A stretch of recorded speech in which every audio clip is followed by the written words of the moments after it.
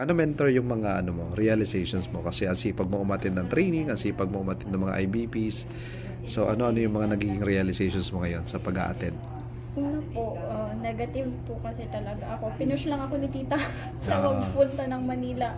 Kasi una-una, call center. Call center doon Nag-work ka? sa Davao.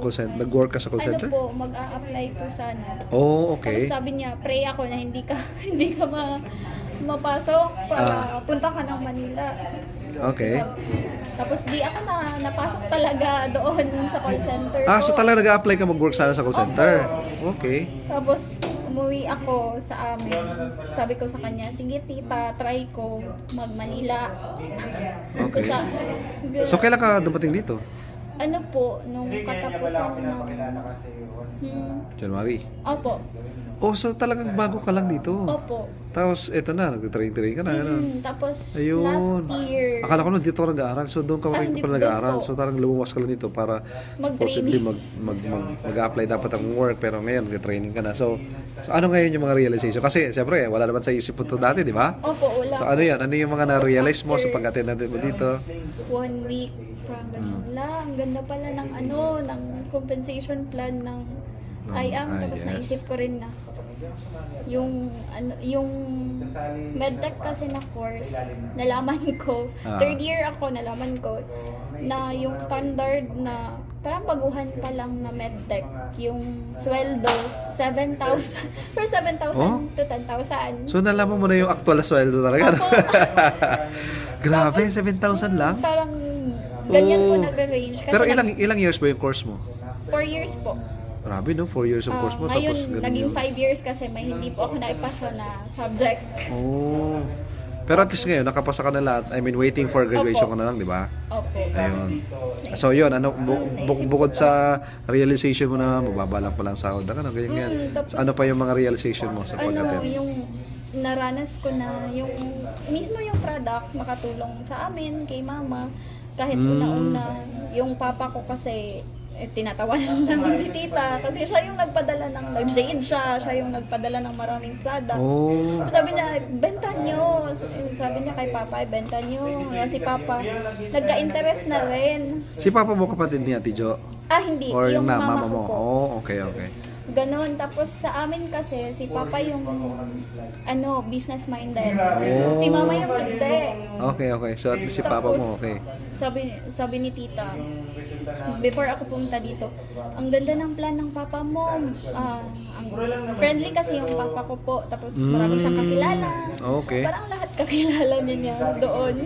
Para pwede siya tumakbo kapitan, ano? Parang ganun po. Tapos ang ganda ng plan ng papa mo, kailangan mo lang talaga tulungan kasi Ayun, kaya ako, pinagtandem kayo ng papa mo, ano? ay hindi naman siya pwede yung pumunta dito, paano Oo. kami mabubuhay, parang ganun po, paano yung pang-araw-araw namin doon.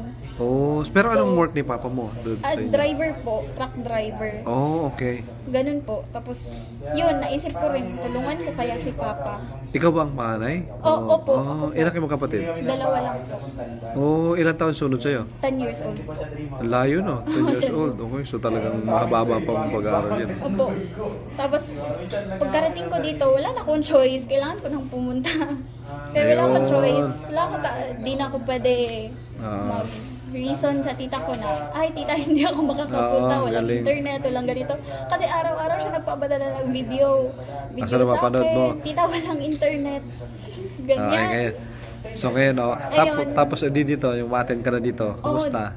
Dito, Ano yung mga nakikita mo na in the future? Alam mo yung gano'n, yung mga realization mo, ganyan. nakikita Sige. ko yung mga mas bata pa sa akin, may car na, Oh. may mga paunti-unti, may naipupundar na. No. At the same time, yung mga testimonies po, may cancer patient, ganyan po, high blood, diabetic. Oh. Tapos, naisip ko lang, ang ganda. Tapos naisip ko rin yung sabi nila mentor na, kung mag-business ka ng traditional, ang laki ng puhunan. Tapos, eto, kung i-compare mo sa traditional business, mas maliit. Kaya ngayon, sabi ko, try ko kaya, sabihan ko si Papa nga, i-push na lang namin, ganun. So talagang nag-decide ka na gusto mo na siyang gawin. Pero hindi ko Ayun. Sinasabi kay tita na gusto ko. Hindi. Paunti-unti, pinaparamdam ko na okay na.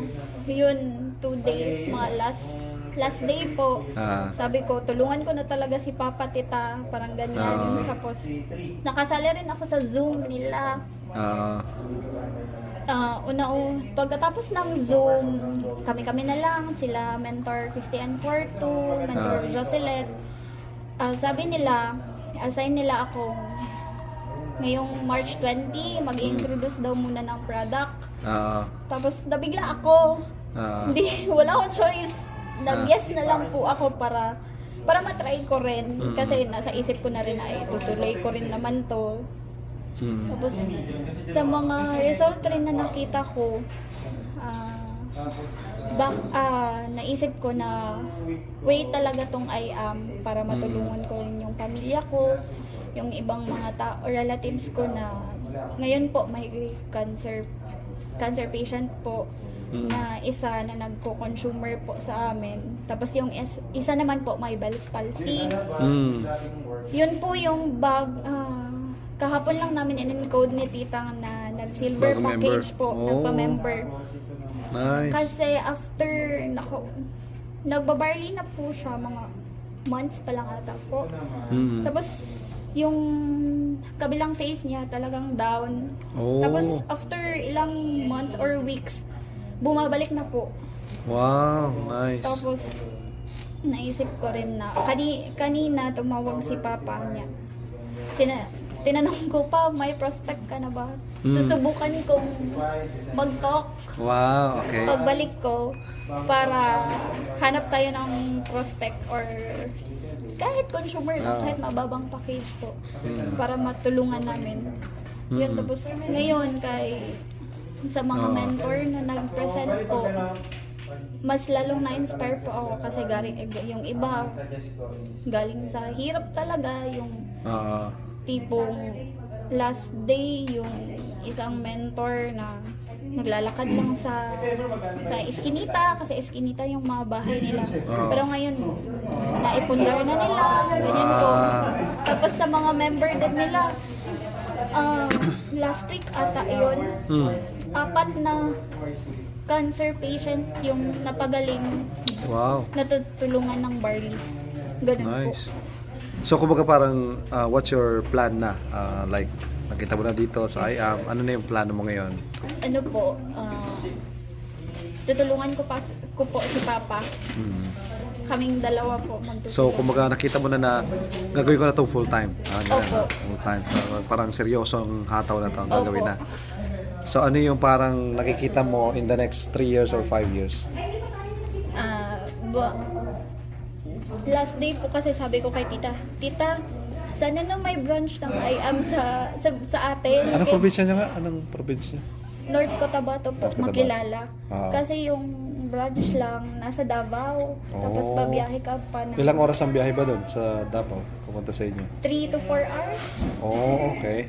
So sabi ko sa kanya, tita, baka makapag at least shop lang man doon. Parang barley shop. Yung Opo. sa mga members natin may mga ganun. Opo. Nice, Yun nice. po. Ano sabi ng tita mo? Ano siya? sorry.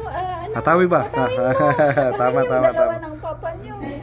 Correct. Baka at least na kayo, dalawa kayo nagtulungan. Ako lang dito. Sabi niya po.